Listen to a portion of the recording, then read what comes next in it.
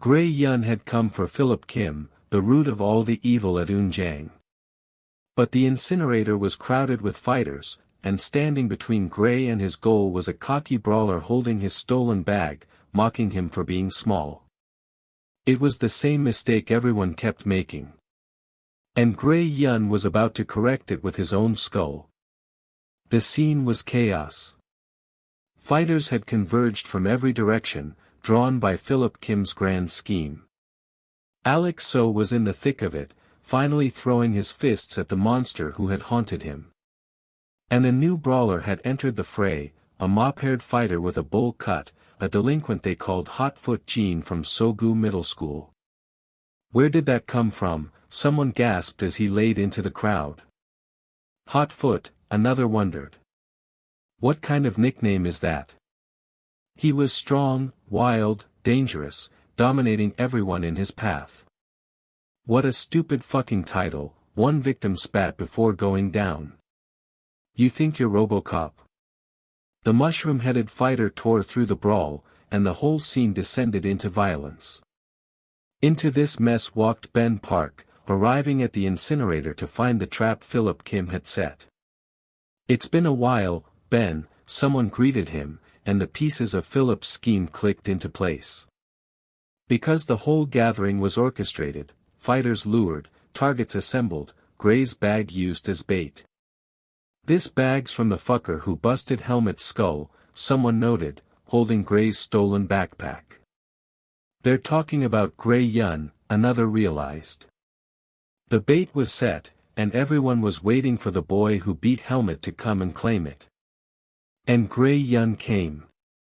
He arrived at the incinerator, taking in the scene with his usual cold calculation. That's Yusun Hai's uniform, he noted, recognizing the fighters. What are Yusun students doing all the way over here? And there was his bag.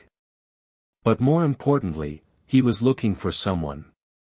Is Philip Kim not here, he thought, scanning the crowd. Because Gray had not come to fight pawns. He'd come for the schemer at the center of it all, the route he'd sworn to pull out.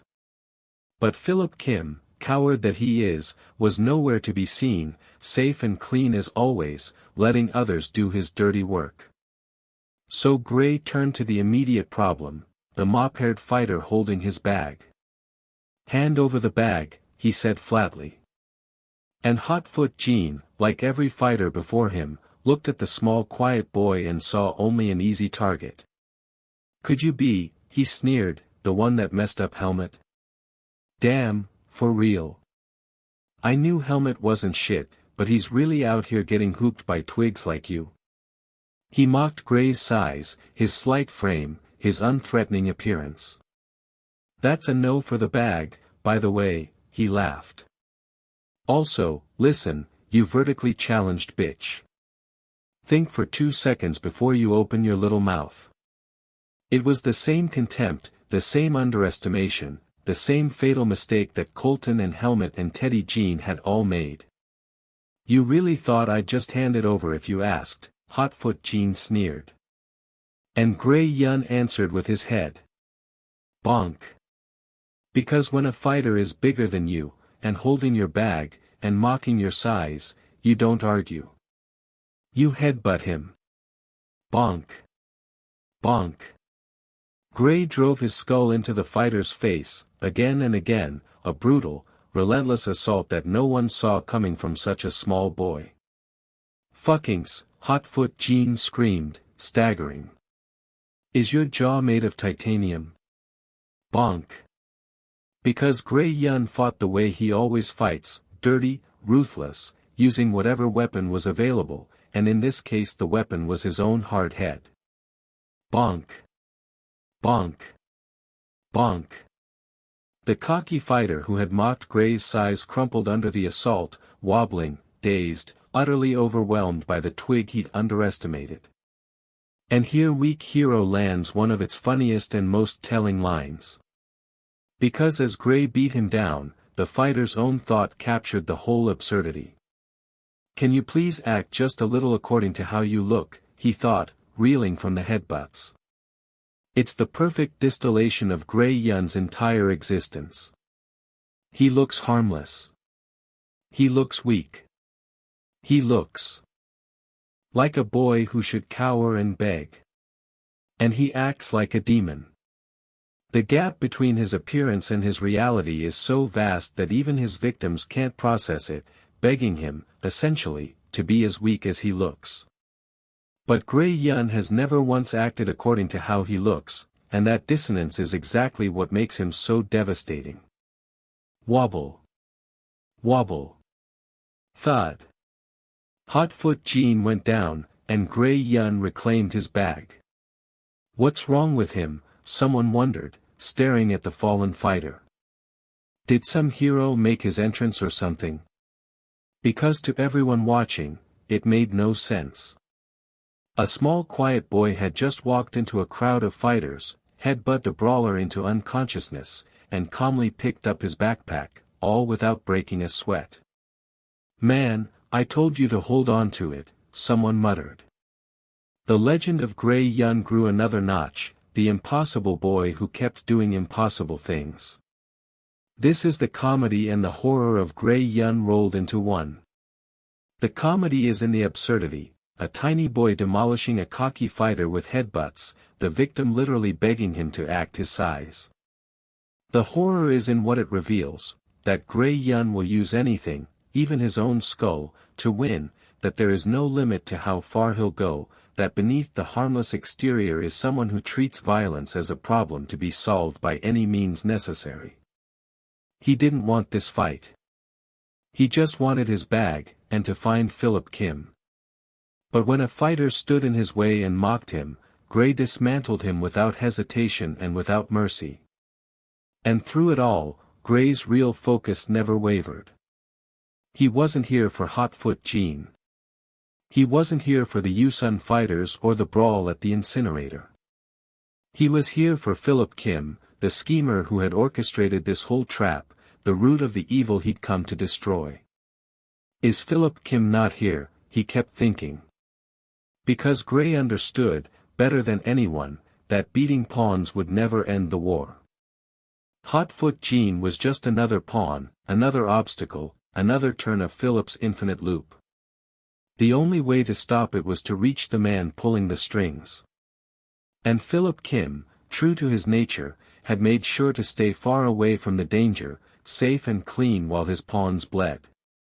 Gray Yun stood at the incinerator, his bag reclaimed, another underestimating fighter unconscious at his feet, the whole crowd staring at the impossible boy who fought like a demon. Alex So battled Jimmy Bay nearby. Ben Park watched the trap he'd helped set unravel. And somewhere out of sight, Philip Kim schemed on, the coward who never dirted his own hands. But Gray Yun had come for him, and Gray Yun does not give up on a target. The war for Unjang was converging on this single spot, fighters colliding, old grudges igniting, and at the center of it all, a small quiet boy who refused to act according to how he looked, hunting the one enemy who thought himself untouchable. Hotfoot Jean had learned the lesson the hard way. Philip Kim was next. And Gray Yun's story was only getting started, one headbutt, one reclaimed bag, one step closer to the root, at a time. The incinerator had become a battlefield, and at its center raged the fight everyone had been waiting for, Alex So against Jimmy Bay, the monster who had broken him a year ago. This episode is about the fighters and the wounds that drive them, the strength born of desperation, the cruelty that feeds on fear, and a small quiet boy who fights not with muscle, but with his mind. It's a chapter that peels back the psychology beneath the violence. It opened with the aftermath of Gray's victory. Having headbutt Hotfoot Jean into oblivion, Gray Yun stood over another fallen fighter, and the crowd could only stare. "You really look nothing like I imagined," someone marveled, unable to reconcile the small quiet boy with the demon who kept winning. But Gray wasn't finished. He had come for Philip Kim, and the schemer was still nowhere to be found, hiding, safe, letting his pawns bleed. So Gray turned his attention to the larger chaos unfolding around him. Because the real fight was Alex So against Jimmy Bay. And Jimmy Bay, cruel to his core, went straight for Alex's deepest wound. "You become a completely different person when Ben Park is around," he sneered. "That really pisses me off." Because Jimmy had figured out the truth about Alex So, that his courage was borrowed, that he only fought fearlessly when the people he cared about were beside him. In reality, Jimmy taunted, "You're just a bitch that only exists when we come face to face." It was a psychological attack aimed at the exact spot where Alex was weakest, the trauma that had broken him a year before, the fear that still lived in his body. And then the fight exploded. Crack. Thwack. Alex So threw himself at Jimmy Bay with everything he had, drawing on a hidden well of strength. Where did all his strength come from, someone wondered, watching Alex fight far harder than expected. Because when the people you love are on the line, when your friend is in danger, a broken person can find a fire they didn't know they still had. Alex So, the fighter who flinched, who lived in fear of the Union, who had spent a year shrinking from Jimmy Bay, fought now with a desperate ferocity. Whap. Whom. Wish. Twist. He struck and grappled and refused to fall, because this time it wasn't just about him. But Jimmy Bay was a monster, and he made sure everyone knew it. "My whole body is a weapon," he laughed, absorbing Alex's blows and answering with devastating force. Pow. Pow. Pow. "'Cause I'm gonna make you a blind man today. Catch these hands." He was overwhelming, relentless, a fighter who had spent the last year in constant battle, honing himself into something terrifying. "That MOFO Jimmy Bay," someone breathed, "he's no joke." Because the gap between Alex and Jimmy was real, and it was widening, and all of Alex's desperate courage couldn't quite close it. And here the story revealed the history beneath it all. Because Ben Park and Jimmy Bay had fought a year ago, and that fight had changed everything. After a fight with Ben Park 1 year ago, the narration tells us, Jimmy Bay went all out. Getting into fight after fight, trying to take control of Yusun with a chip on his shoulder. That was the source of Jimmy's terrifying strength, obsession, resentment, a year of non-stop violence fueled by wounded pride. Meanwhile Ben Park, after physical therapy, had lived more peacefully. And now that difference hit Ben Park harder than he had anticipated. The boy who had once matched Jimmy Bay now found himself outclassed, because Jimmy had spent the year becoming a monster while Ben had spent it healing. It's a quiet, tragic irony. The one who kept fighting grew stronger, and the one who tried to move on fell behind. Ben Park entered the fray, and even he was pushed. "What's wrong, Big Ben?" Jimmy taunted. "Finally coming to your senses?" Ben Park being pushed like that, someone gasped. "Jimmy Bay, he's that strong." The whole hierarchy was being rewritten in real time, as a year of obsessive violence made Jimmy Bay stronger than the fighters who had once stood above him. This is one of weak heroes' harshest truths, that in this world, strength often flows from the darkest places, from obsession, from resentment, from a refusal to let go of a grudge. Jimmy Bay was powerful precisely because he was broken in a particular way, because he had poured all his pain into becoming dangerous. And into this collision of monsters and wounded fighters stepped Gray Yun, who fights differently than all of them. Because Gray is not strong. He cannot match Jimmy Bay's power or Alex's fury. What he has is his mind, his preparation, his willingness to use any tool. And so, in the chaos, Gray did what Gray does, he improvised a weapon. Yank. He grabbed a jacket, a bag, whatever was at hand, and used it to blind and trap an opponent. MMPH, a fighter cried, his head suddenly covered, his vision gone. Bonk. Whap. Splat. And in that moment of blindness, Gray struck, dismantling a bigger, stronger fighter through pure cunning. Ka-clunk. Another opponent went down, not because Gray overpowered him, but because Gray outthought him. This is the contrast that makes Gray Yun so compelling, and this episode draws it beautifully. All around him, fighters win through raw strength, through obsession, through the accumulated violence of a year of battles. Jimmy Bay is a weapon of pure force. Alex So fights on borrowed courage and desperation.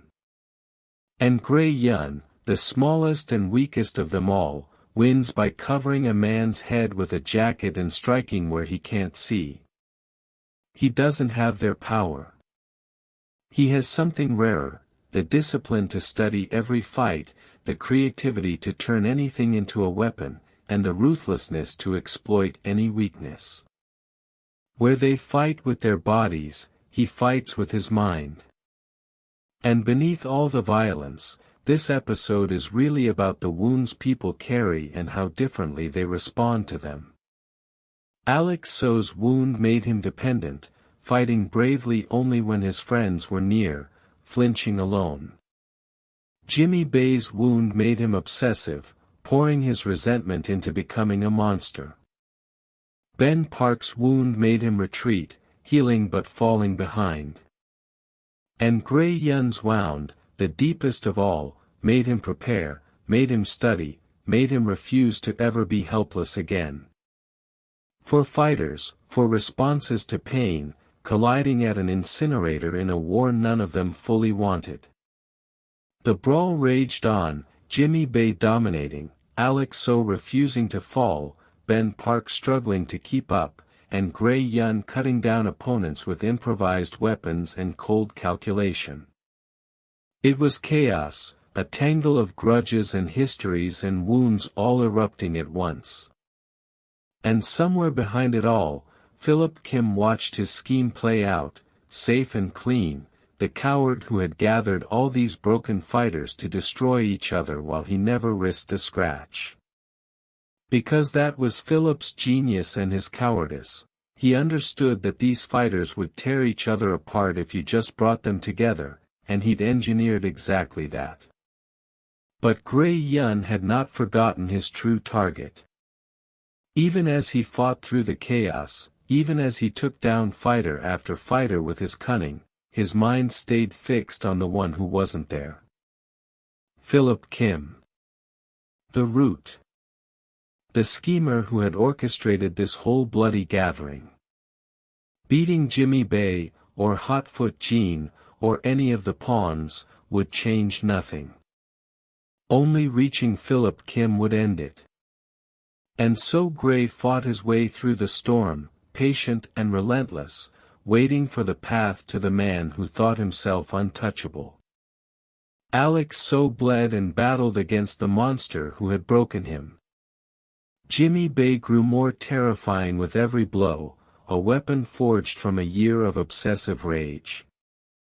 Ben Park struggled against the strength he'd let outpace him.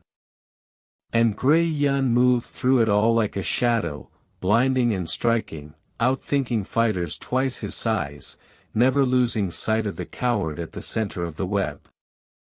The incinerator burned with violence and old wounds, for fighters, and their four kinds of pain colliding in the dark. And at the heart of it, the weak hero fought the only way he knew how, not with strength, but with a mind that turned every disadvantage into a weapon. The war for Unjiang had become a brawl of broken people, and Gray Yun was hunting his way through it toward the root. His story was only getting started, and the collision at the incinerator was far from over. Philip Kim's plan was working perfectly. All his targets were fighting, losing, being ground down by the Yusun delinquents. Ben Park would fall to Jimmy Bay, and Unjiang would be left with nothing but weaklings. It was a masterpiece of manipulation. And then, in the middle of it all, a small quiet boy studied the entire battlefield, ran the numbers, and reached a single, devastating conclusion: I can win. Philip Kim watched from safety, gloating as his scheme unfolded. Just as I planned, he thought, seeing his enemies torn apart. Even Gerard Jean was going down, unable to beat the numbers of the Yusun delinquents. Alex So seems to be giving Jack Kong a run for his money, Philip noted, but the biggest problem is Ben Park. And he had a solution for Ben. He'll lose to Jimmy Bay in the end, Philip calculated. If Jimmy Bay can take care of Ben Park, I'll leave Unjiang with only small fries. That was the whole cold logic of Philip's plan: use Jimmy Bay to eliminate the one real threat, and afterward, Unjiang would be his to rule, populated only by weaklings too scared to resist. Clean, efficient, and never once requiring Philip to risk himself. But Philip Kim had made a critical error, the same error everyone makes. He'd written off Gray Yun as a small fry. And Gray Yun was, at that very moment, dismantling fighter after fighter with a technique none of them could counter. Because Gray fought like no one else. He never traded blows with bigger opponents. Instead, he'd throw his bag or jacket over their heads, blinding them, and then strike where they couldn't defend. What kind of, a fighter thought, staggering, this is how this fucker fights. I can't get a feel for him. That was the genius of Gray's style. It was unpredictable, unreadable, impossible to prepare for, because it followed none of the rules of a normal fight. My joints are stuck shut, one opponent cried, tangled and blinded, before Gray put him down. Clunk. Whom. Flop. And here weak hero draws a brilliant contrast between two fighting philosophies. Because it takes a moment to analyze Jimmy Bay, the monster dominating the brawl. Jimmy Bay is definitely a machine with plenty of fights under his belt, the narration observes. He concentrates on the impact of each punch, making every one of his blows sharp and accurate. His whole style was built on a single principle: land every hit with maximum force and precision. It was devastatingly effective. But it had a weakness. His fighting pattern is repetitive, the analysis notes. Powerful, yes. Accurate, yes. But predictable. Jimmy Bay won by being a perfect weapon, but a weapon that always struck the same way. And Jimmy Bay's confidence was total. It's not easy to figure his attack out, he boasted, tearing through his opponents.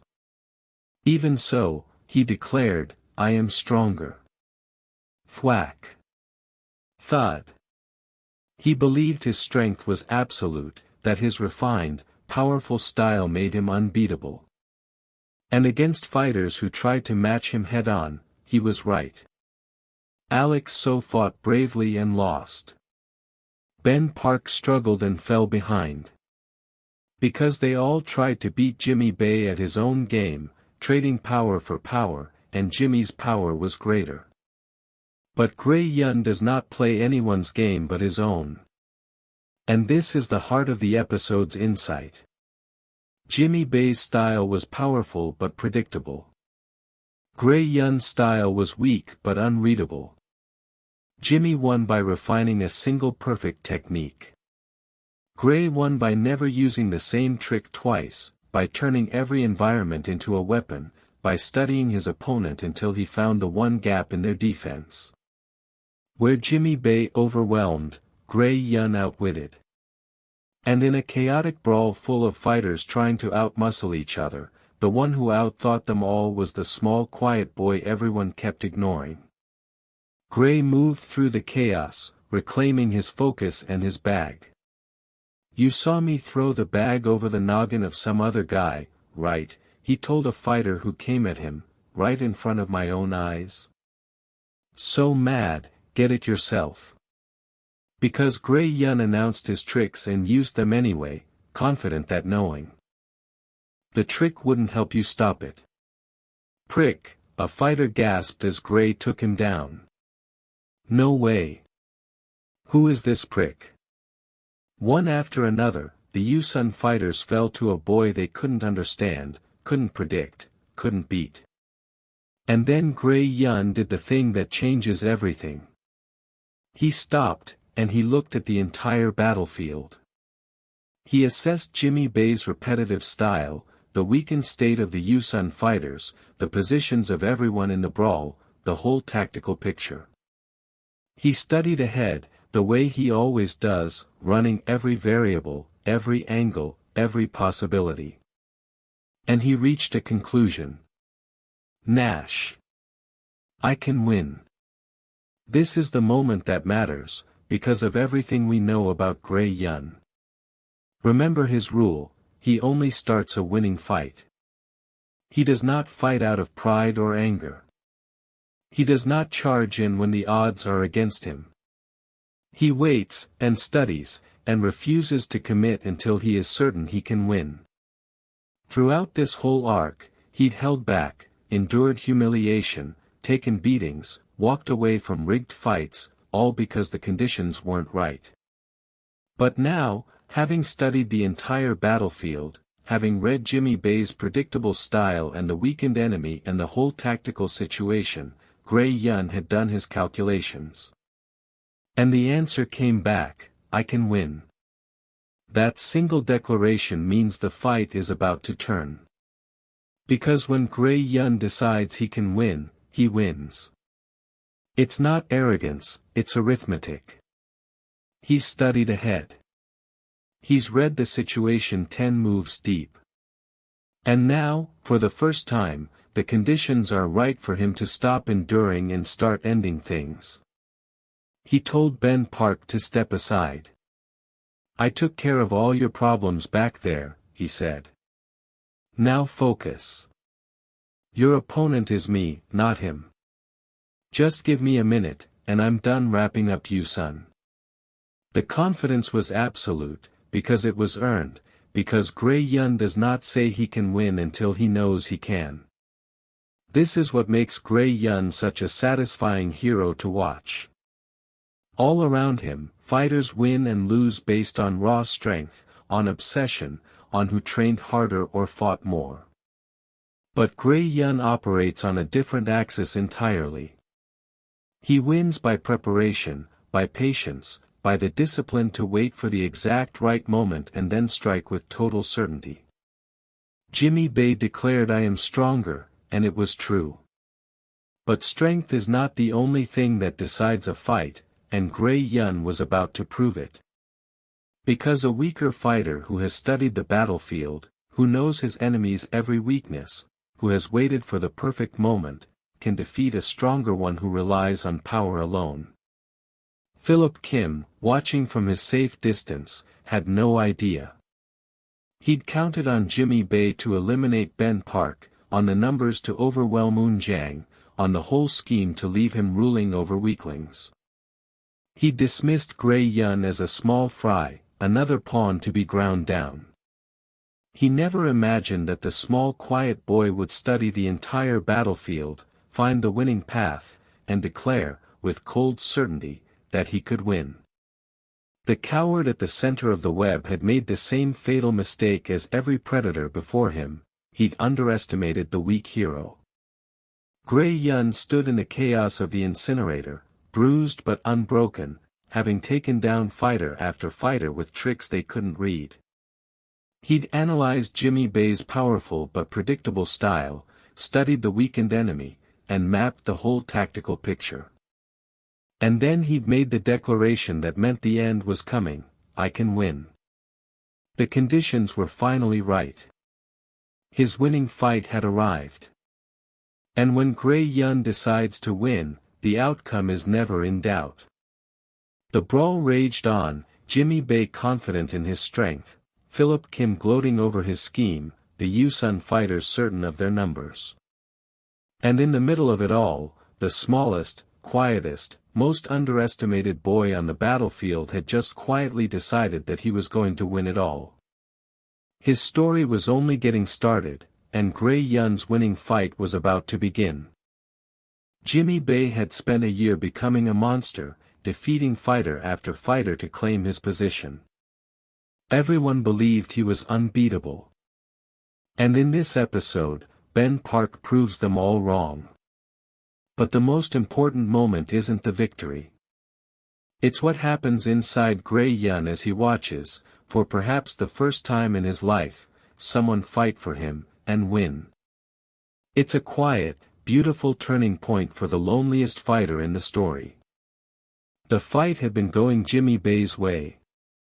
He'd pushed Ben Park, dominated the brawl, boasted of his strength. I am stronger, he declared. But Ben Park had been feeling him out, studying him, waiting. That ended a while ago, Ben thought coldly, and turned the fight around. Because Jimmy Bay's style, for all its power, was predictable, and Ben Park had finally found its rhythm. Blocking, dodging, it's all the same, he realized, reading Jimmy's every move. And then he began to counter. Pow! Whomp! Whack! The sounds were chilling. How the hell can a punch sound like that, someone marveled, watching Ben Park unleash. Because now it was Ben who landed every blow, Ben who overwhelmed, Ben who pushed Jimmy Bay back step by step. You're in trouble, Jimmy, someone observed. You're starting to get pushed. And Jimmy Bay, the monster who had terrified everyone, found himself losing to the fighter he'd been so sure he'd crush. I've grown sick and tired of you, Ben said, and drove him down. Smash! Thud! Ben Park's undisputed victory. It was shocking. To Jack Kong and the rest of Yusun, Jimmy Bay's defeat was nothing short of stunning. They all understood how many foes Jimmy Bay had defeated to win his position, how much fear he'd built, how untouchable he'd seemed. And now he lay beaten, in denial, unable to accept it. We lost, someone gasped. Jimmy Bay, Yusun, defeated. The monster who had ruled through strength and cruelty had been brought down, and the whole hierarchy trembled.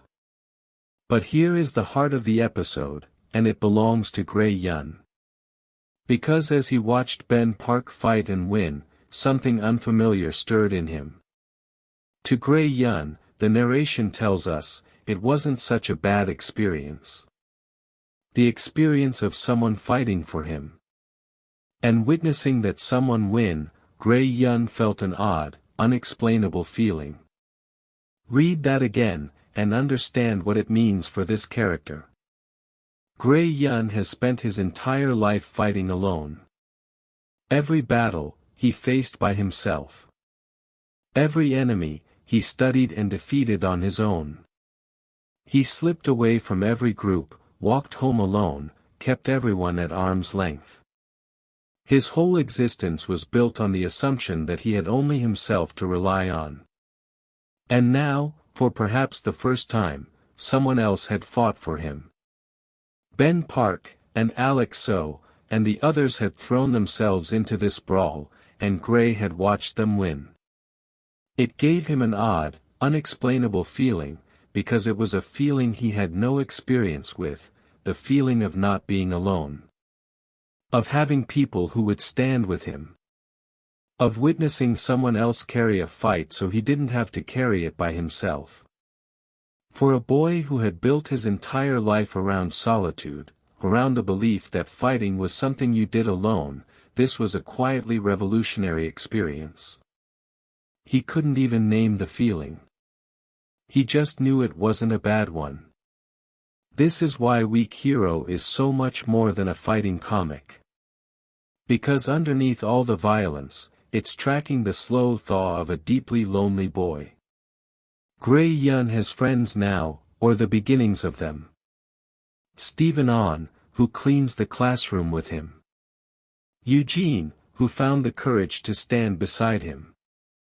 And now, watching Ben Park fight and win, Gray Yun experiences the strange, warm, unfamiliar feeling of being part of something larger than himself. He doesn't understand it yet. He can't articulate it.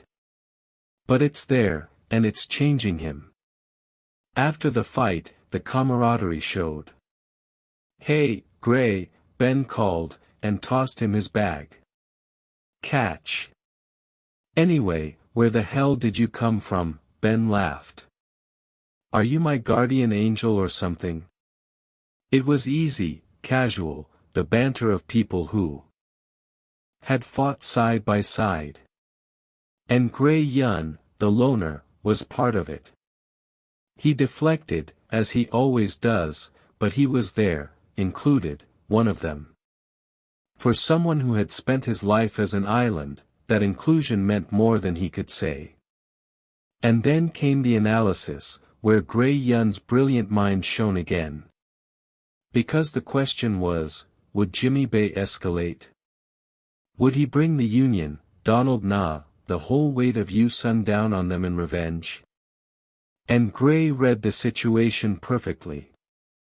"I don't think Jimmy Bay will try to make the fight bigger than it already is," he reasoned. Because Jimmy Bay had a fatal weakness, his ego. The general opinion of last year's fight was that Jimmy Bay had been crushed by Ben Park, humiliated in front of Donald Na. And now he'd lost again.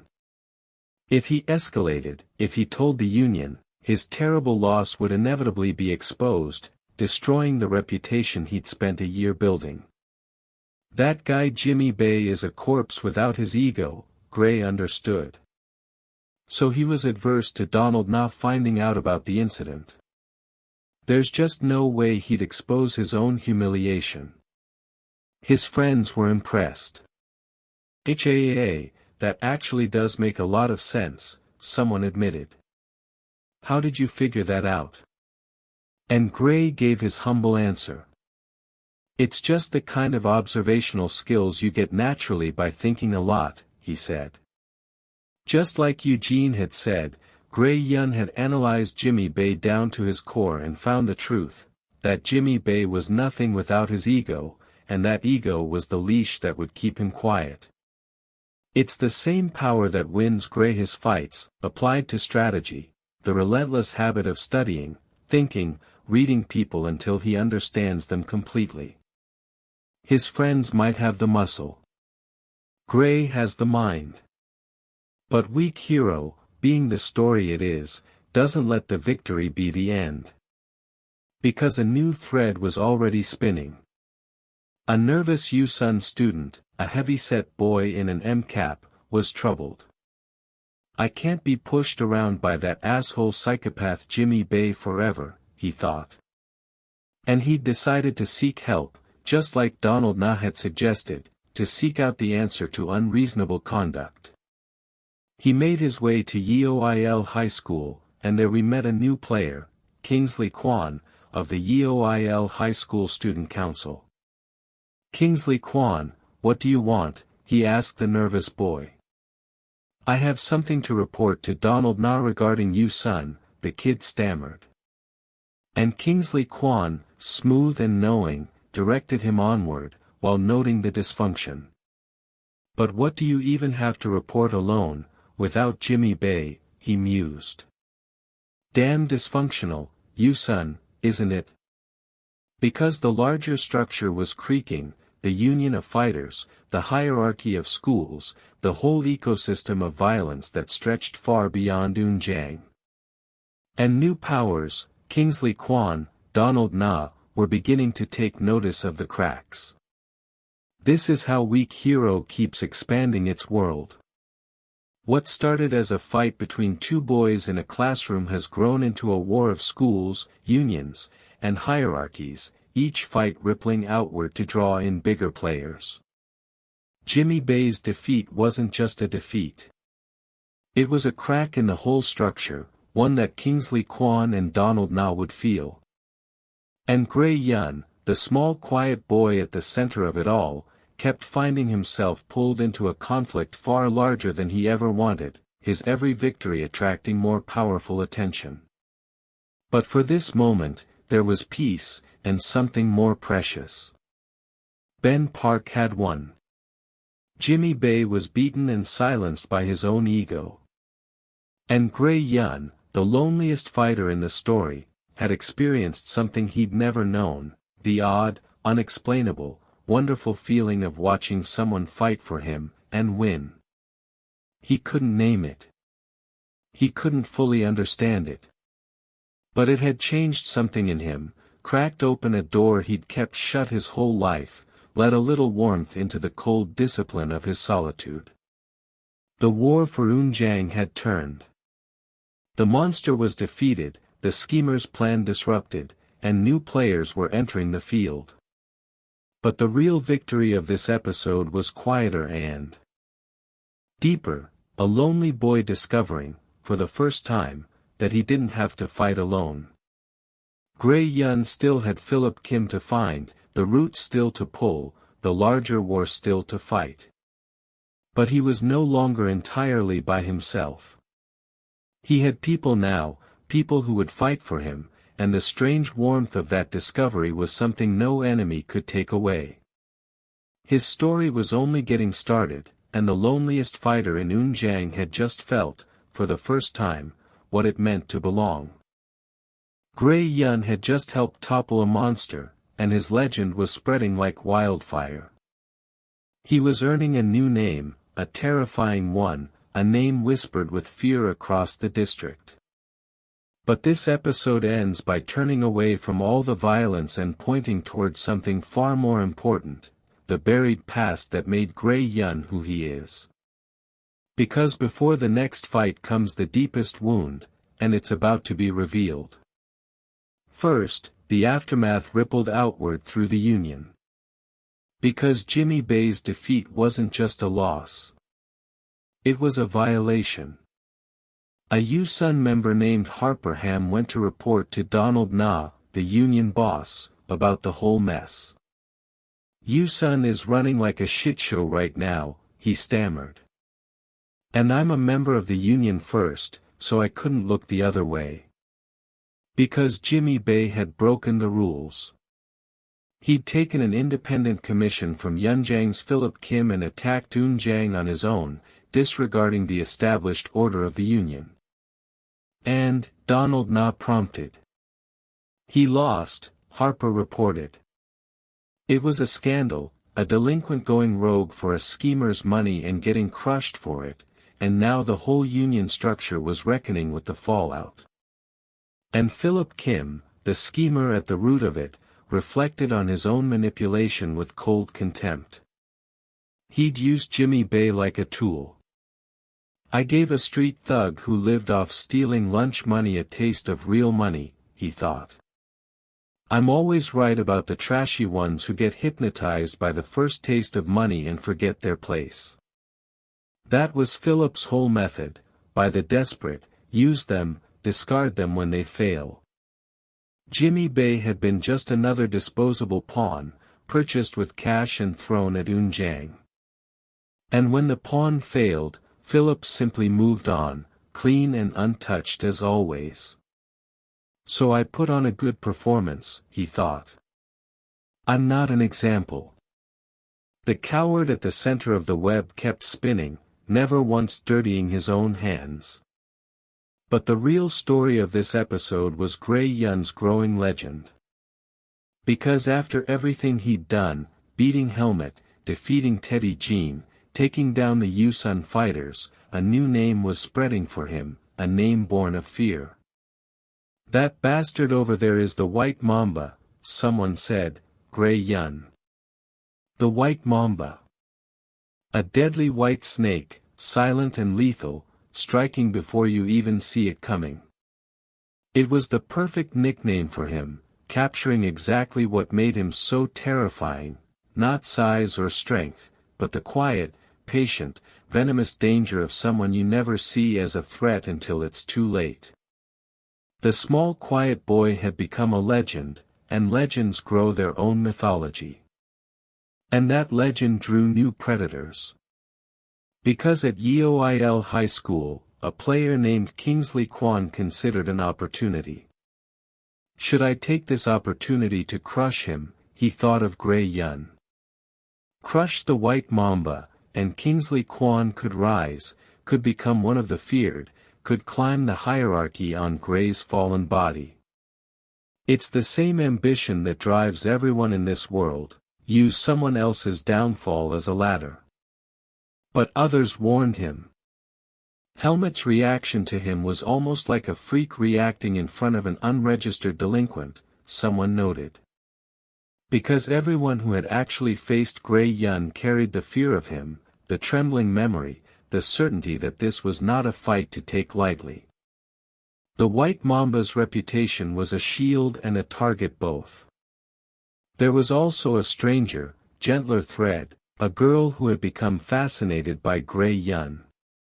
She watched him, studied him, tried to understand the small quiet boy who fought like a demon.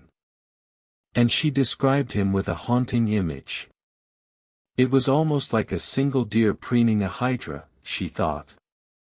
It was scary, but also, pretty. A deer among monsters, beautiful and out of place and yet somehow the most dangerous thing in the forest. She was drawn to the contradiction of him, the harmless appearance and the lethal reality, and in her fascination she did something that would provoke him. She posted his photo online, spreading his image, his legend, his name across social media. "Why are you uploading my picture?" There, Gray demanded when he found out, his privacy violated, his carefully guarded anonymity cracked. This is one of the quiet themes running through Weak Hero, that Gray Yun never wanted any of this. He never wanted a legend. He never wanted a nickname like the White Mamba. He never wanted his photo spread online or his name whispered in fear across the district. He wanted, as he always has, to be left alone, to study in peace, to disappear. But the world will not let a person that dangerous vanish. Every victory makes his legend grow. Every fight draws new attention. Every enemy he defeats sends 3 more circling, and now his face was spreading online, his myth expanding beyond his control. The White Mamba was becoming famous, and fame, for someone who only wanted quiet, is its own kind of curse. But all of this, the Union fallout, the new nickname, the spreading legend, was setting up something much deeper.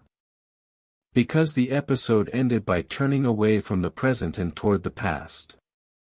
Toward memories the story described as blocked out forcefully, memories reaching bone deep, memories that were impossible to forget. Of those days. And it named what was coming next, Gray Yun's middle school days, and a figure from them, Stephen On. This is the moment Weak Hero has been quietly building toward. Because all along, we've known that Gray Yun carries a wound.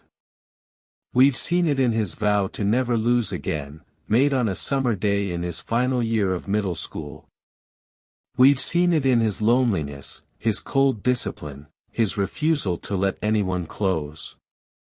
We've seen it in the trauma that shaped him into the studying, calculating, unbreakable fighter he became. But we've never seen the wound itself. We've never learned what happened. And now, at last, the story is about to show us. The mention of memories blocked out forcefully, of things impossible to forget, tells us that whatever happened to Gray Yun in middle school was severe enough that his own mind buried it. That is not the language of a simple bad memory. That is the language of trauma, of a wound so deep that a person walls it off just to survive. And Stephen On, the kind classmate who cleans the classroom with Gray, who helped scrub the marker off his bag, is somehow connected to it. The gentle friendship of the present is about to be revealed as something rooted in a painful past. This is what makes Gray Yun such a rich and moving character, and why Weak Hero is so much more than a fighting story. Because every cold, ruthless thing Gray does in the present, every dirty trick, every calculated fight, every act of becoming a demon to beat a demon, all of it grows from a wound we're finally about to understand. The White Mamba, the terrifying legend, the boy who never loses, is really just a frightened kid who was hurt so badly that he swore he would never be helpless again. And the story is about to take us back to the moment that made him. So the present pauses. The Union reels from Jimmy Bay's defeat. Philip Kim schemes on. Kingsley Kwan eyes the White Mamba as a stepping stone.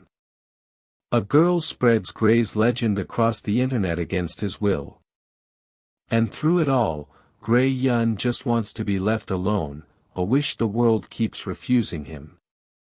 But now the story turns inward, toward the buried past, toward the summer day and the vow and the trauma that forged the weak hero. Gray Yun's middle school days are about to be revealed, and with them, the deepest truth of who he is and why. Because before you can understand the White Mamba, you have to understand the frightened boy he used to be, and the wound that changed everything. His story was only getting started, and the most important chapter, the origin of it all, was about to begin. To understand the White Mamba, the terrifying fighter who never loses, you have to go back to a quiet middle school classroom and meet a very different Gray Yun. A boy buried in textbooks, driven not by ambition but by a hollow ache he couldn't name. This is the origin of Gray Yun, told through the eyes of the one person who saw straight through him, Stephen On. The flashback opens on a boy studying with terrifying focus. Young Gray Yun read the textbook front to back, over and over again, the narration tells us. He repeated math problems from books he'd already finished. Squeak. Scratch. His fingers blistered from the endless work. To everyone around him, he looked like the ultimate elite student, a boy destined for a science high school, a future written in perfect grades. But the truth was stranger and sadder than that. Because Gray Yun wasn't studying for grades. I had no idea what I wanted to achieve, he admits. There was an ongoing sense of emptiness inside him, a hollow space he couldn't fill. And so he tried to fill it with knowledge. To fill that empty space in my heart, he thought, what I focused on was the acquisition of more knowledge. Religion, philosophy, science, literature, finance, history, and even the study of human nature itself. I spent enormous effort on it all. He devoured entire fields of learning, not to succeed, but to fill a void. And it never worked. The results always varied true to the work I put in, he reflected, looking at his report card. But my empty heart would never be filled. No matter how much he learned, the emptiness remained. This is a profound and unusual origin for a fighter. Because Gray Yun's defining trait, even as a boy, was not aggression or ambition. It was emptiness. A deep, aching hunger for something he couldn't name, that no amount of studying could satisfy. He was a boy trying to fill a hole in his soul, and finding that nothing fit. And he was already a fighter, though not by choice. When violence found him, his mind responded the way it always would. Through focus and comprehension, I gained insight into reading situations, he thought, even as a boy, analyzing a fight the way he analyzed a textbook. Right cheek, body shot to the left, he catalogued, reading his opponent's movements with the same relentless attention he brought to everything. The skill that would one day make him the white mamba was already there, the ability to study anything, including a fight, until he understood it completely.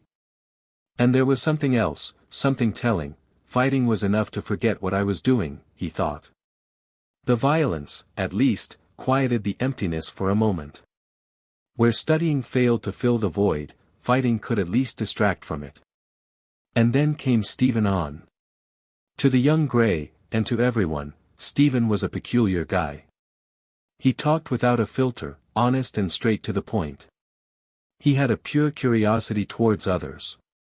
And one day, out of that pure curiosity, he simply walked up to the isolated boy buried in books. "Hi there," he said. "Stephen on."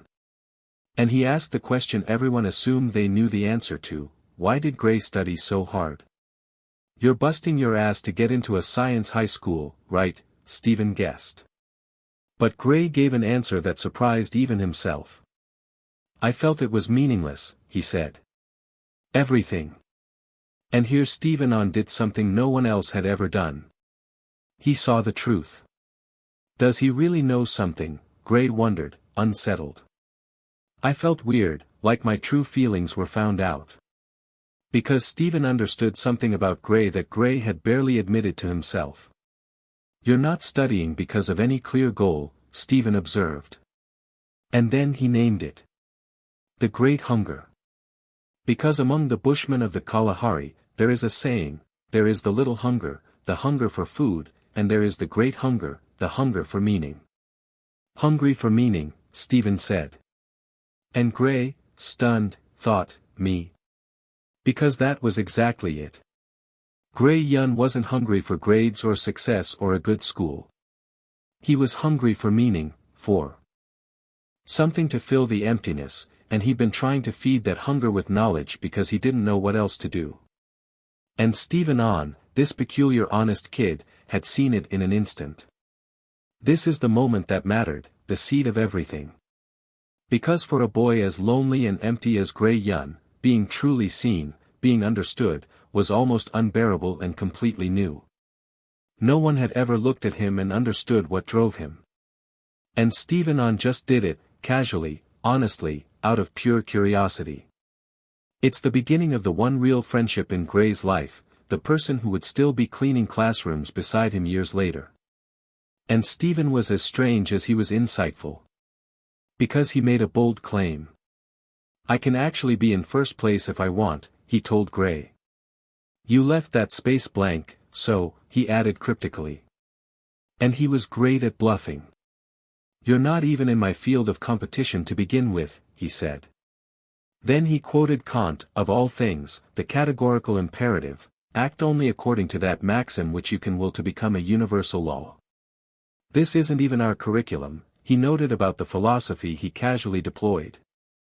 And Gray, watching this odd boy claim he could be number one while quoting philosophy that wasn't on any test, thought exactly what you'd expect. He was just speaking nonsense, Gray decided, just to get my attention. A weirdo, showing off, bluffing. Except Stephen on wasn't bluffing.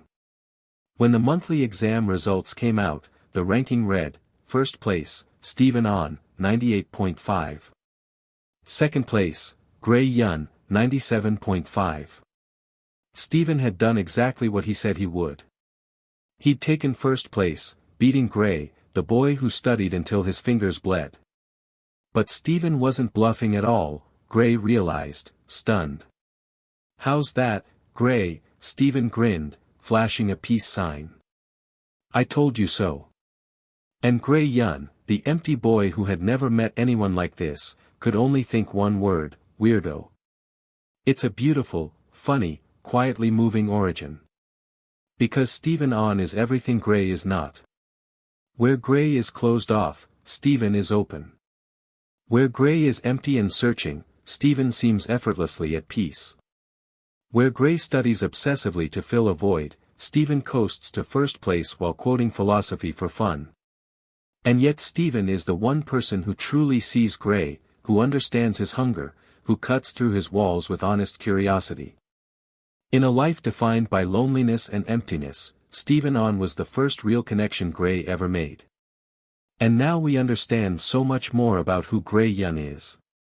The obsessive studying, the relentless focus, the emptiness he carries, the way he uses fighting to forget, all of it was there in middle school, before the vow, before the white mamba. He was a boy with a great hunger for meaning that nothing could satisfy. And into that emptiness walked Stephen On, the peculiar honest kid who saw him clearly and became his friend. This flashback is the foundation of everything, the beginning of the wound and the beginning of the one bond that mattered. But Weak Hero has only begun to show us Gray's past. Because the great hunger, the emptiness, the vow to never lose, all of it leads somewhere darker, to a trauma still waiting to be revealed. The origin of the Weak Hero was unfolding, and at its heart was a lonely, empty boy, and the strange, honest friend who finally saw him. His story was only getting started, and the deepest chapter of his past was still to come. Gray Yun had spent his whole life trying to fill an emptiness that nothing could touch. Not studying, not knowledge, not achievement. And in this episode, we learn the truth that explains everything about him, that one person, and only one person, ever filled that hole. His name was Stephen On. And understanding what Stephen meant to Gray is the key to understanding all the pain that comes later. The flashback continued, and Stephen On kept revealing himself to be extraordinary. Because he wasn't just smart. He won academic competitions all over the district, collecting prize money, and then he gave it away. He donated it, used it to cover class expenses, spread it around to help others. That kid's a little different, people whispered. What is he? Because Stephen didn't fit any mold. He could top any exam, then deliberately let his grades dip, dropping from first place to the low 20s just because rankings meant nothing to him.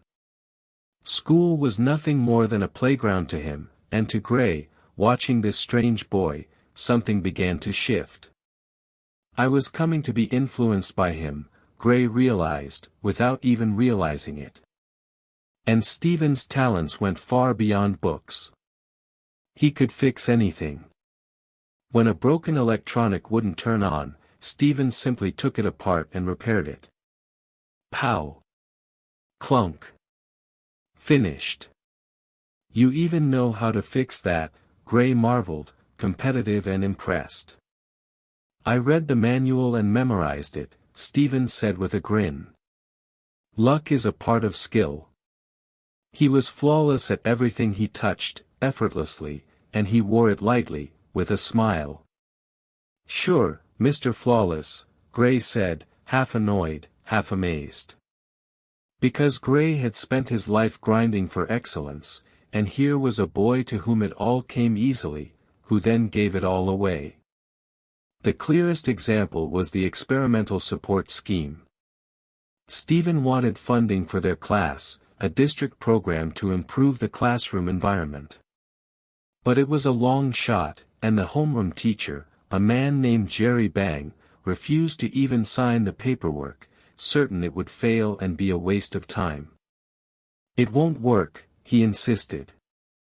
But Stephen had planned it perfectly, and a few days later, the results came in, the experimental support was approved, monetary and administrative support for the class, all secured through Stephen's meticulous planning. Suddenly the same teacher who had ridiculed the idea was thrilled. Looks like this will be a big help for advertising our school, Jerry Bang beamed. Keep up the good work. Stephen had made it happen, and then, characteristically, he made sure the credit and the benefits spread to everyone. And Gray, watching all this, could not understand it.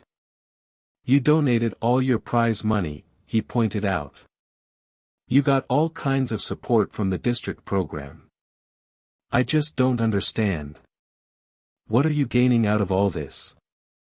Because to Gray, who had spent his life trying to fill his own emptiness, selfless giving made no sense. And Stephen's answer was simple and profound. It makes everyone happy, he said. And that makes me happy. So I guess it's some kind of self-satisfaction. Stephen On found meaning in making others happy. The very thing Gray had been searching for, that sense of purpose, that filling of the void, Stephen had found it not in achievement but in generosity, in kindness, in lifting others up. And here comes the line that unlocks Gray Yun's entire heart. Because Stephen On had a depth, a maturity, an impartiality unlike any other middle schooler. And the narration tells us, plainly and devastatingly, Stephen was the one who completely filled the hole in my heart. The depth he had was different. Read that and understand its weight. Gray Yun had a great hunger, an emptiness that studying couldn't fill, that knowledge couldn't satisfy, that nothing had ever touched. And Stephen On filled it. Not with grades or competition, but with genuine connection, with a friend who saw him completely, who understood him, who lived with a purpose and a warmth that gave Gray's empty life meaning for the first time. I can tell you about all of it. Stephen once said to him.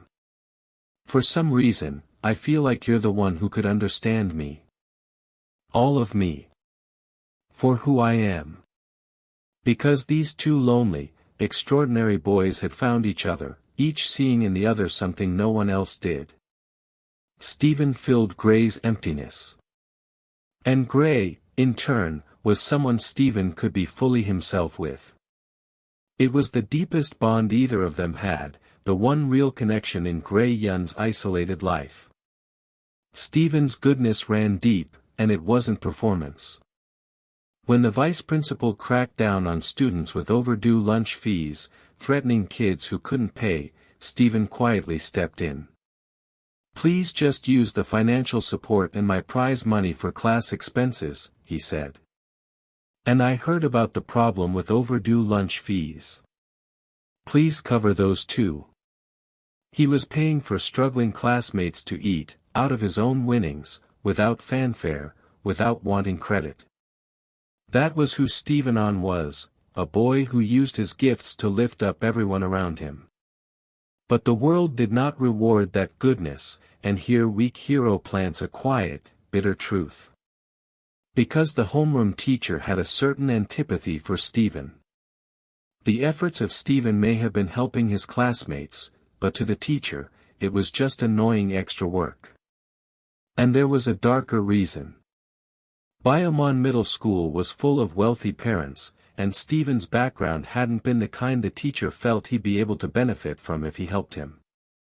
In other words, Stephen wasn't rich, so the teacher saw no value in him, no matter how much good he did. It's a small, ugly detail, but it speaks to the world these boys lived in, a world where kindness meant nothing and connections and money meant everything, where a poor boy's generosity was resented rather than rewarded. And still, Stephen kept reaching for Gray. I guess you'll be competing in the upcoming Olympiad, he said. Why aren't you signing up? There's no prize money, Gray noted, because for Stephen, competitions were only worth entering if he could donate the winnings. And in the cafeteria, Stephen refused to let Gray sit alone. Why do you always sit alone? He asked. Let's eat together. Let's sit over there. Whatever, Gray muttered, but he came. Because slowly, through Stephen's persistent, honest, generous friendship, the loner was being drawn out, the empty boy was being filled, the white mamba who didn't yet exist was, for a brief and precious time, simply a boy with a friend. This is why this flashback matters so much. Because it shows us the one time in Gray Yun's life when he was not empty, not alone, not defined by trauma and vigilance. Stephen On filled the hole in his heart. Stephen gave him a friend who understood him completely. Stephen showed him a kind of person who found meaning in goodness rather than achievement. For a moment, Gray Yun's great hunger was satisfied. And that is exactly what makes what's coming so devastating.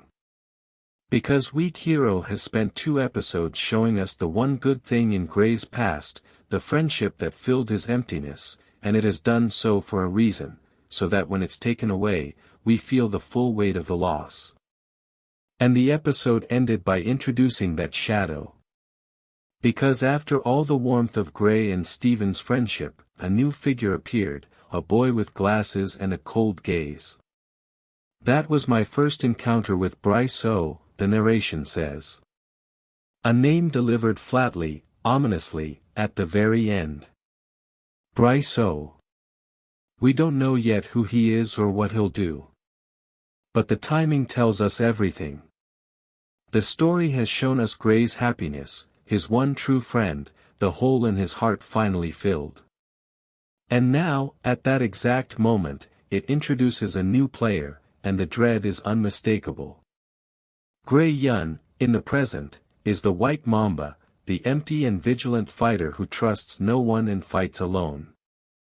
But in the past, for one brief time, he was a boy whose emptiness had been filled by the best friend he ever had. Steven On gave him understanding, connection, meaning, everything the great hunger had craved.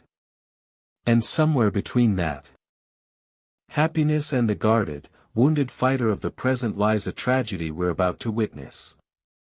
Bryce O had just entered the story.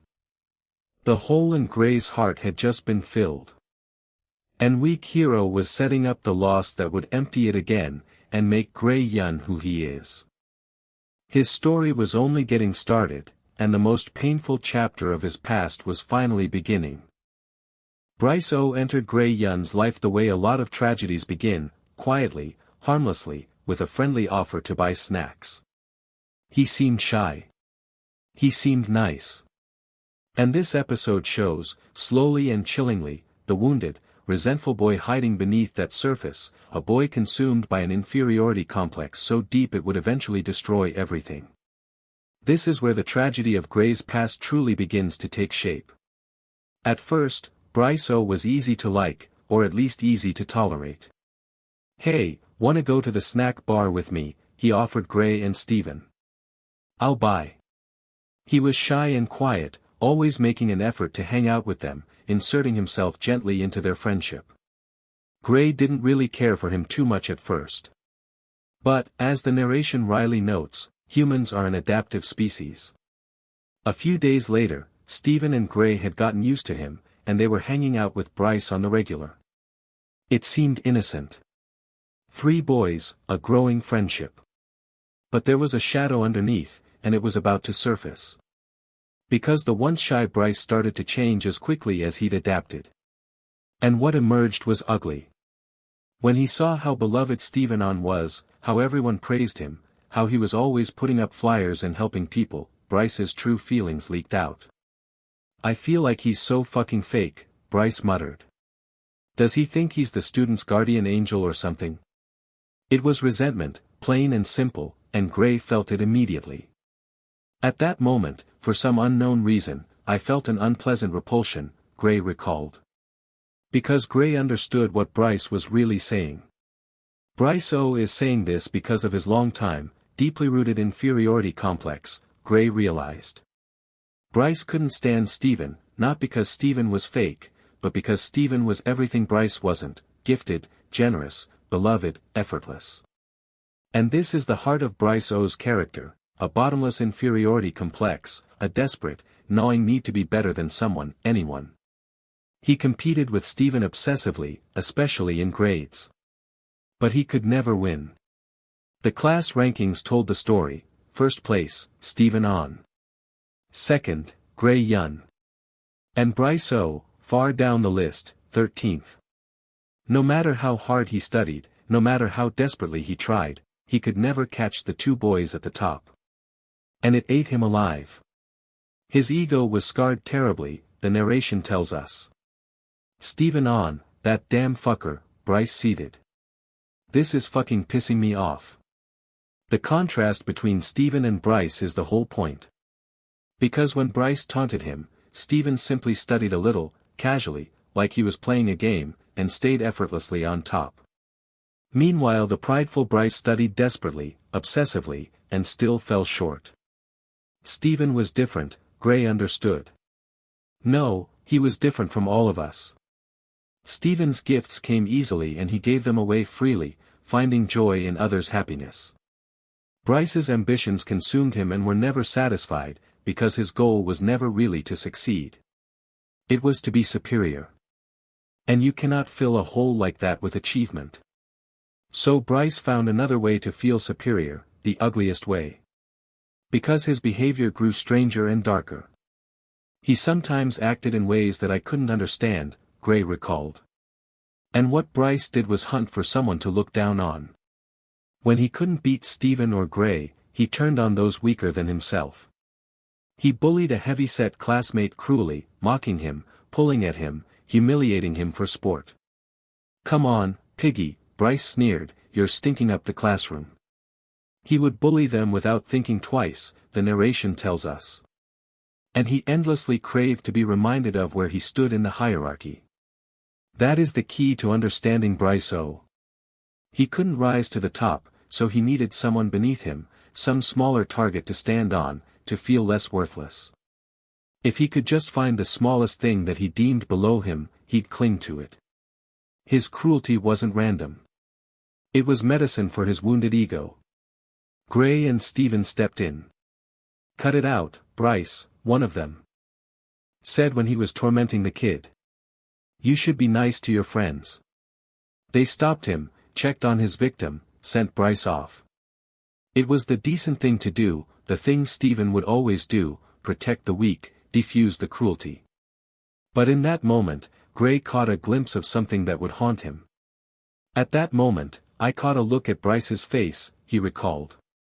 And it was disturbing, a flash of something deranged beneath the surface, a resentment curdling into something darker. Squeeze. The narration delivers the line that turns the whole episode into a warning. Even then, we failed to notice Bryce's deranged ego. Even then, we failed to notice. That is dramatic foreshadowing at its most ominous. Because it tells us that this boy, this wounded, resentful, cruel boy with his bottomless inferiority complex, was becoming something far more dangerous than anyone realized. Gray and Steven saw the taunts, the bullying, the ugly moods, and they underestimated them, dismissed them, failed to grasp how deranged Bryce's ego truly was.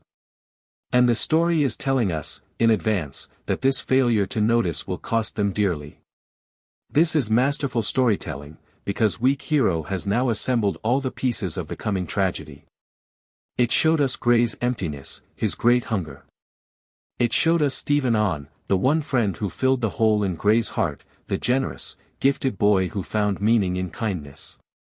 And now it shows us Bryce O, the antagonist, a boy consumed by inferiority, incapable of beating Steven, driven to cruelty to soothe his wounded pride, his ego growing more deranged by the day.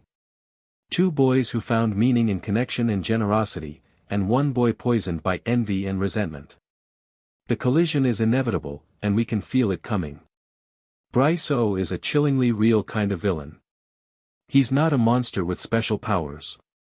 He's a boy with a wounded ego, someone who couldn't stand that others were better than him, who turned his inferiority into cruelty, who needed to dominate someone to feel like anything at all. We've all met a Bryce O. And Weak Hero understands that this ordinary, envious cruelty can be more dangerous than any fist, because it has no bottom, no limit, no satisfaction. Bryce would keep needing to feel superior, keep hunting for someone to crush, keep resenting Steven, until something broke. So the flashback continues its slow, dreadful build. Gray Yun had found happiness, a friend, a filled heart. Steven On shone with generosity and gifts. And into their world came Bryce O, the shy boy who turned out to be a bottomless well of resentment and cruelty, his deranged ego growing more dangerous with every day they failed to notice. The tragedy that would empty Gray's heart, that would make him the White Mamba, that would carve the vow to never lose into his soul, was taking shape. Bryce O had revealed his true self. And Gray and Steven, caught up in their friendship, had missed the warning signs. The story was assembling its heartbreak piece by piece, and the deranged ego at the center of it was about to explode. His story was only getting started, and the darkest chapter of Gray Yun's past was closing in. Bryce O could not beat Steven On. He could not beat Gray Yun. No matter how hard he studied, his wounded ego stayed hungry. So he found other ways to feel important, darker ways, and in this episode we watch him slowly transform from a resentful boy into something far more dangerous. Meanwhile, the story reveals the quiet loneliness at the root of Gray Yun's empty heart. This is the tragedy tightening its grip. The world these boys lived in was harsh. When homework went unfinished, the teacher meted out corporal punishment, dragging students to the front of the class and beating them. "I said, get your lazy asses up here," he snarled. "You dodos just don't listen. Whack. Quit being a wuss." Next. It was a brutal environment, casual violence from an adult in authority, and it shaped the boys who grew up in it. When Gray's own homework became an issue, he shrugged it off. "I don't care about my grade," he offered, "or getting into a science high school." He could take a beating. That was already Gray Yun, indifferent to the punishments that terrified others, hollowed out by an emptiness that made grades and beatings feel equally meaningless. But the real story was Bryce O's descent. Because Bryce had finally accepted that he could never beat Steven or Gray at academics. His ego, unable to find satisfaction there, went looking elsewhere. And it found status in other currencies. First came money and connections. Bryce started running a sneaker resale scheme, buying rare shoes, Yeezys, through an aunt in the States, and selling them to classmates at a markup. "You got on some Yeezys," a classmate marveled. "Where'd you buy them? Are they legit?" And suddenly Bryce was somebody, the kid who could get you the rare shoes, the one with the connections, the one people came to. "Can you get me a pair?" they begged. "I'm counting on you, Bryce." For a boy starving for importance, it was intoxicating. This is a sharp piece of characterization, because it shows exactly how Bryce O's mind worked. He couldn't be the best at what mattered, being genuinely gifted like Steven or genuinely driven like Gray, so he manufactured artificial forms of status. Rare sneakers. Money. Being the guy who knew people.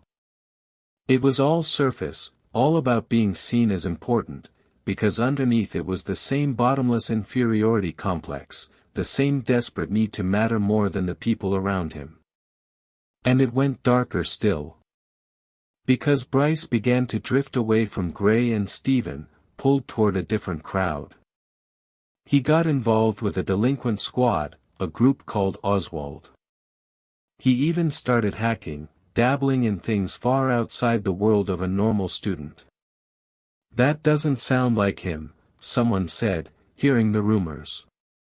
Because the shy, quiet boy who had once bought them snacks was becoming someone else entirely, someone connected to delinquents, someone chasing a harder, more dangerous kind of status. And most tellingly, Bryce started studying martial arts, reading self-defense books, training his body to fight. Because if he couldn't beat Gray and Steven with his mind, maybe he could find a way to be superior with his fists. The academic loser was building himself into a fighter, and a criminal, all to feed the same insatiable ego. Watch the tragedy of it. Every path Bryce chose was a path away from the two friends who had accepted him, and toward resentment, crime, and violence. He could have found meaning the way Steven did, in generosity and connection. He could have found peace the way you find it, by making peace with who you are. Instead, every choice he made was driven by envy, by the need to be better than, by the wound that could never heal. And each choice made him more dangerous. Gray and Steven watched him drift, and still failed to grasp what he was becoming. But the most important revelation in this episode wasn't about Bryce. It was about Gray. Because when Bryce asked to shower at Gray's house after basketball, we got a glimpse into Gray Yun's home life, and it explained so much. Gray's parents weren't around much, the narration tells us, plainly and quietly. That single line unlocks the great hunger, the emptiness, the hollow ache that Gray had been trying to fill with knowledge his whole life. He was a boy whose parents were absent, who came home to an empty house, who grew up without the warmth and presence that a child needs. The emptiness in his heart wasn't abstract. It was the very concrete loneliness of a neglected kid, rattling around a home with no one in it.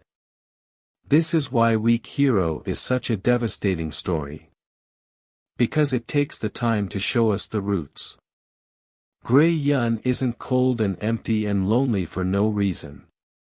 He's that way because he grew up alone, in a house his parents rarely occupied, starving for connection and meaning. And it's why Stephen On mattered so much, why Stephen filling the hole in Gray's heart was so profound. Stephen gave the lonely, neglected boy what his absent parents never did: presence, understanding, friendship, a sense that he mattered to someone.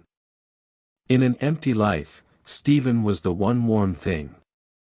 And that makes the coming loss unbearable to contemplate. There's a quiet detail that captures it all: after everything, after the friendship and the basketball and the ordinary days, Gray simply walks home alone. Maybe I'll walk for some exercise, he thinks, heading back to an empty house. See you tomorrow, someone says. And Bryce, still consumed by his festering resentment, mutters the thing that drives him: I just couldn't beat you. Even in a friendly moment, Bryce's mind circled back to his inferiority, to the two boys he could never surpass, to the wound that was steering him toward disaster. And the episode ends with Bryce O's resentment sharpening into something colder.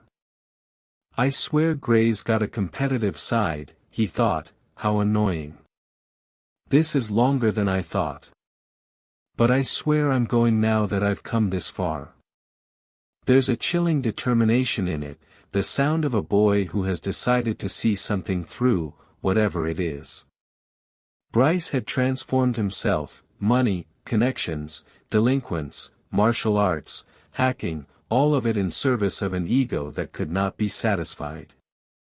And now he was fixed on something, some plan, some point of no return. Everything is in place now for the tragedy.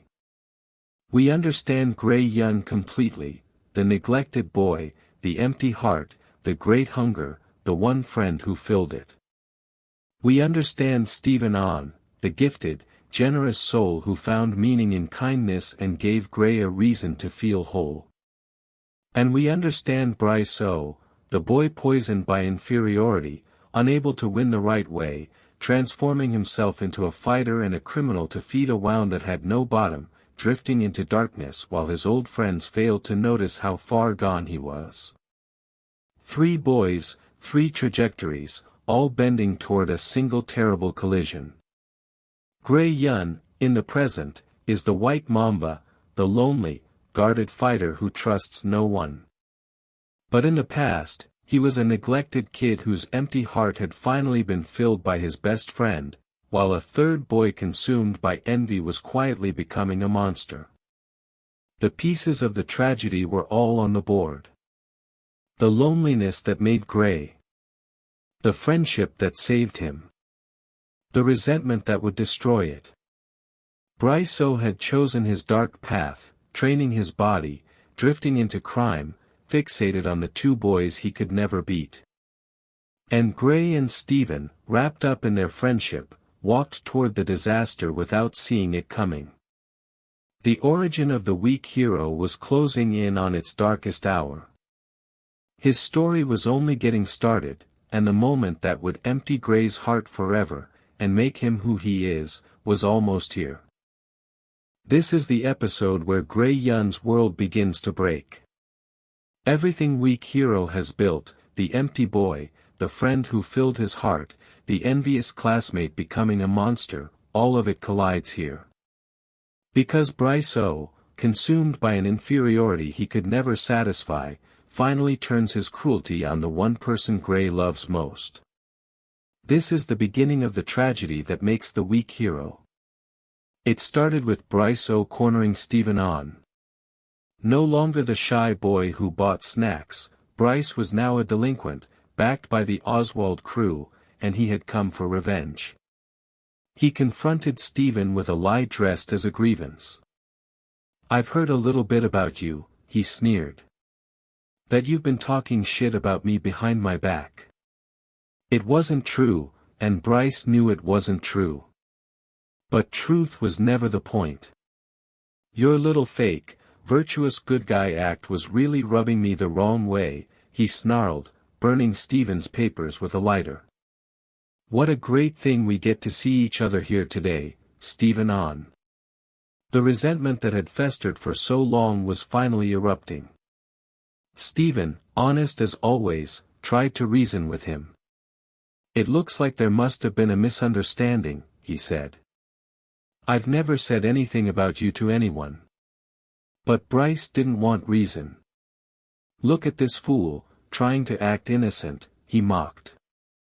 And then the violence came. Whack. Slam. Bryce and his crew fell on Steven and beat him mercilessly. Krsh drip. They struck him again and again, forcing him down, humiliating him. And Bryce revealed the ugly truth beneath it all. "Even if no one had told me anything about you," he spat, "I would fucking hate you anyway. Classmates hype you up a little and you really acted like you were a hero, didn't you?" That was the real crime in Bryce's eyes, that Steven was good, and beloved, and everything Bryce could never be. And here weak hero names the thing at the center of it all.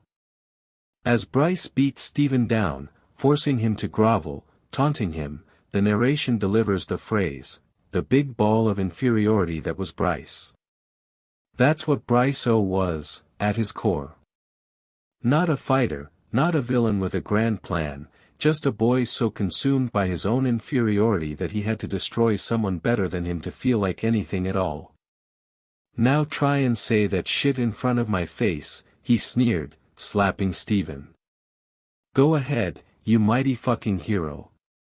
He was crushing Steven's dignity, his kindness, his goodness, all of it, because he couldn't stand that Steven had those things and he didn't.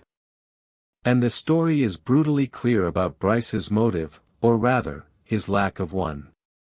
He didn't care at all about the truth, the narration tells us. So long as it meant he could repair his petty ego. His cruel nature drove him to pull down anyone he envied. There was no reason for it. The situation was amusing to him, and that's all he cared for. Read that, and understand how chilling it is. Bryce O didn't beat Steven for revenge, or territory, or any real grievance. He did it because crushing someone better than him repaired his broken ego, and because it amused him. Smack. Smack. There was no reason for it.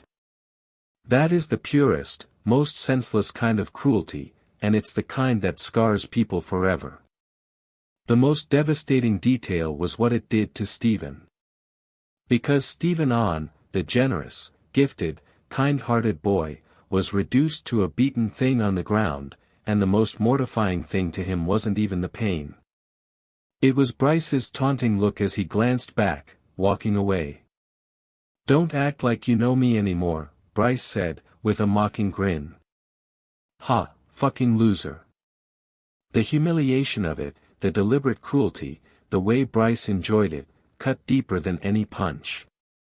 Steven, who had spent his life lifting others up, had been dragged into the dirt by someone who envied him for it. And then comes the part that breaks Gray Yun, and us. Because Gray saw Steven's beaten face.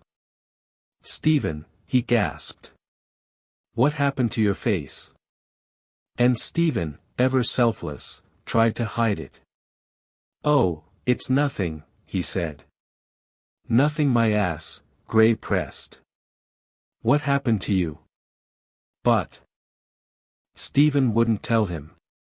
"Gray, just stay put," he said. Nothing's gonna change even if you don't. And the reason he refused to tell was heartbreaking. He didn't want Gray dragged into it. He was protecting his friend, even now, even beaten and humiliated. Steven showed a pained expression Gray had never seen before, the narration says, trying hard to mask it with a smile. That image, a bruised boy forcing a smile to protect his friend from worry, is one of the most quietly devastating moments in the whole story. Because this is what makes Steven so precious, and his suffering so unbearable. He was good. Genuinely, selflessly good. He filled the hole in Gray's heart, paid for strangers' lunches, gave away his winnings, and when he was beaten for that goodness, his first instinct was still to protect the person he cared about.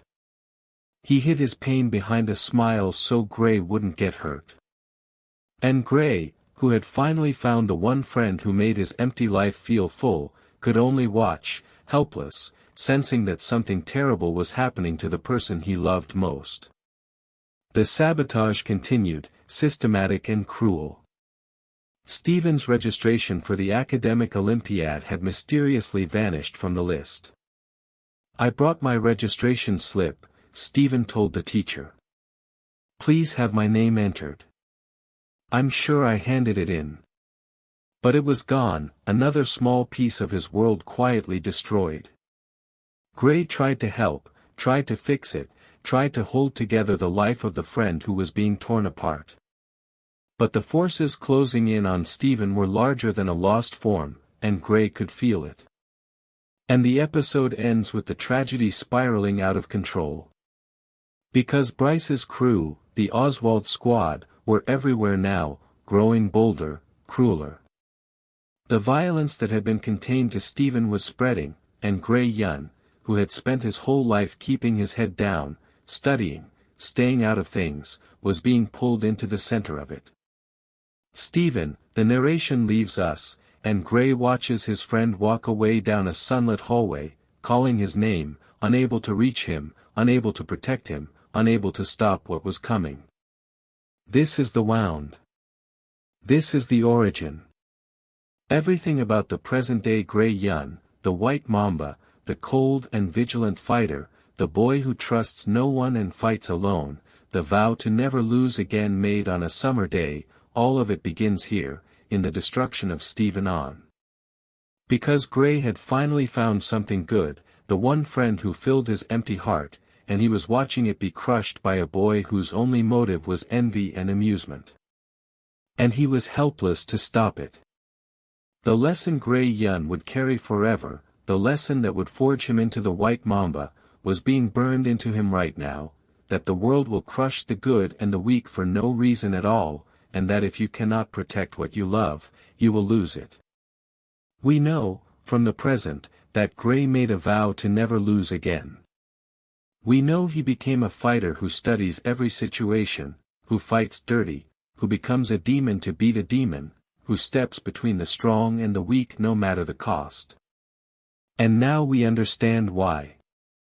Because once, he had a friend who filled the emptiness in his heart, and he watched that friend get destroyed by senseless cruelty, and he could not save him. The white mamba was born from that helplessness. The vow was born from that loss. Every fight Gray Yun has ever won in the present is really an attempt to never again be the helpless boy watching Steven On walk away, bruised and smiling to hide his pain.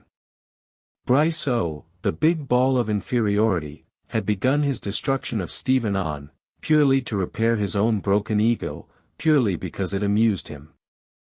Steven hid his suffering behind a smile to protect his friend. And Gray Yun, who had finally found something worth holding on to, stood in a sunlit hallway calling his best friend's name, feeling the good thing in his life slip away and unable to stop it. This is where the weak hero was forged, in the fire of a loss he never saw coming. The tragedy had begun in earnest, and it would not end gently. His story was only getting started, and the wound at the heart of everything was finally, devastatingly, being carved.